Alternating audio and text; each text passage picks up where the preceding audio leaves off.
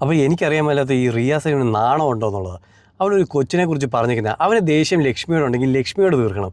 അല്ലാതെ വീട്ടിൽ ഇരിക്കുന്ന കൊച്ചു പിള്ളേരോട് 3 വയസ്സുള്ള കൊച്ചിനെ അവൻ പറഞ്ഞിരിക്കുന്നത്. എടാ നിനക്കൊക്കെ നാണം ഉണ്ടോ എന്ന് എനിക്കറിയാൻ മേലാത്ത. അവൻ കഴിഞ്ഞ ദിവസം മറ്റേ ആര്യയുടെ പറയുന്നത് കേട്ടു. ഞാൻ ബെഡായി ബംഗ്ലാവ് ആര്യയുടെ ഷോപ്പിൽ ഞാൻ ഉദ്ഘാടനത്തിന് പോയതിന് ആര്യയെ ബിച്ച് എന്നൊക്കെ പറഞ്ഞ് എന്തൊക്കെയോ കുറേ ഡയലോഗ് അടിച്ചിട്ടുണ്ടായിരുന്നു. അല്ലേ, ഞാൻ ഈ ബിഗ് ബോസിൽ കയറിയപ്പോൾ പറഞ്ഞൊരു സാധനമുണ്ട്, കുടുംബത്തിലെ സ്ത്രീകളെയും കുട്ടികളെയും ടാർഗറ്റ് ചെയ്യുന്നവന്മാർക്ക് ഞാൻ എതിരാണ്.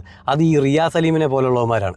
അതിനെ ന്യായീകരിച്ചുകൊണ്ട് കുറേ എണ്ണം വരുമെന്ന് എനിക്കറിയാം. പക്ഷേ നിങ്ങൾ എപ്പോഴും ഓർക്കണം, നിങ്ങൾക്ക് ശത്രു ഇപ്പോൾ ലക്ഷ്മിയാണെങ്കിൽ ലക്ഷ്മിയുടെ അടുത്ത് തീർക്കുക. അല്ലാതെ ആ കൊച്ചു 3 വയസ്സുള്ള കൊച്ചിൻ്റെ അടുത്തല്ല ഈ പരിപാടിയൊക്കെ ചെയ്യേണ്ടത് കേട്ടോ. ഇത് ഇവനെ പോലുള്ളവന്മാർ ഇപ്പം ഞാൻ കണ്ടു കുറേ പുരോഗമന ചിന്താഗതിക്കാർ വന്നിട്ട് ലക്ഷ്മിക്കെതിരെ പറഞ്ഞു. ഓക്കെ, അവൾ പറഞ്ഞത് തെറ്റാണെങ്കിൽ ആ തെറ്റ് ലാലേട്ടൻ വന്ന് ചീത്തയും വിളിക്കും. നിങ്ങൾ സൈബർ ആക്രമണം നടത്തുന്നുണ്ട്, അതും നടന്നോട്ടെ. പക്ഷേ അത് ഈ കുട്ടീനെ എന്ത് ചെയ്തു? ഈ കുട്ടീനെ വെച്ച് പല സാധനങ്ങളും വന്നു. എസ്പെഷ്യലി റിയാസ് സലീമിനെ പോലുള്ളവർ പബ്ലിക്കായിട്ട് വന്നിട്ടുണ്ട്. ഈ പുരോഗമന ചിന്താഗതിക്കാർ കുറേ വീഡിയോ ഇട്ടല്ലോ.